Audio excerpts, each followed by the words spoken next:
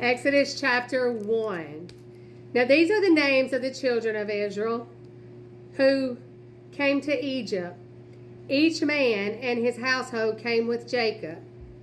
Reuben, Simeon, Levi, and Judah.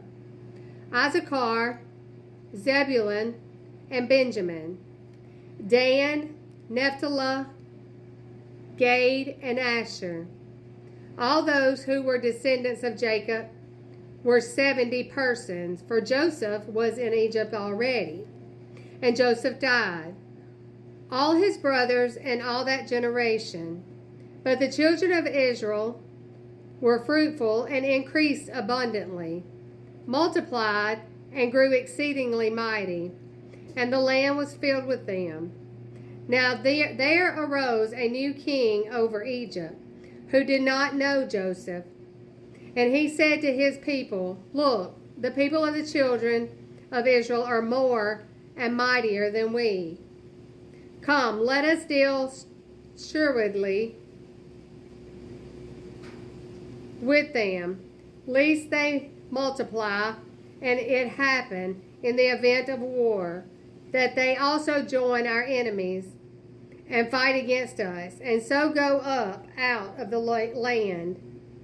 Therefore they set taskmasters over them to afflict them with their burdens.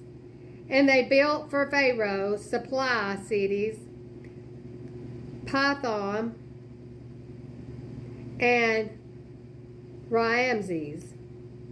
But the more they afflicted them, the more they multiplied and grew, and they were in dread of the children of Israel. So the Egyptian made the children of Israel serve with rigor, and they made their lives bitter with hard bondage, in mortar, in brick, and in all manner of service in the field.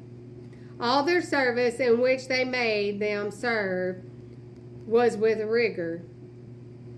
Then the king of Egypt spoke to the Hebrew midwives, of whom the name of one was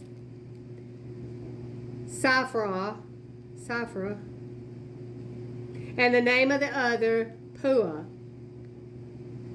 And he said, "When you do the duties of the midwife for the Hebrew woman, and see them on the birth stools, if it is a son, then you shall kill him.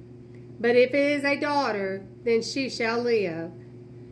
But the midwives feared God, and did not do as the king of Egypt commanded them, but saved the male children alive. So the king of Egypt called for the midwives, and said to them, "Why have you done this thing, and saved the male children alive?" And the midwives said to Pharaoh, "Because the Hebrew women are not like Egyptian women, for they are lively and give birth before the midwives come to them." Therefore God dealt well with the midwives, and the people multiplied and grew very mighty. And so it was, because the midwives feared God, that he provided households for them. So Pharaoh commanded all his people, saying, "Every son who is born you shall cast into the river, and every daughter you shall save alive."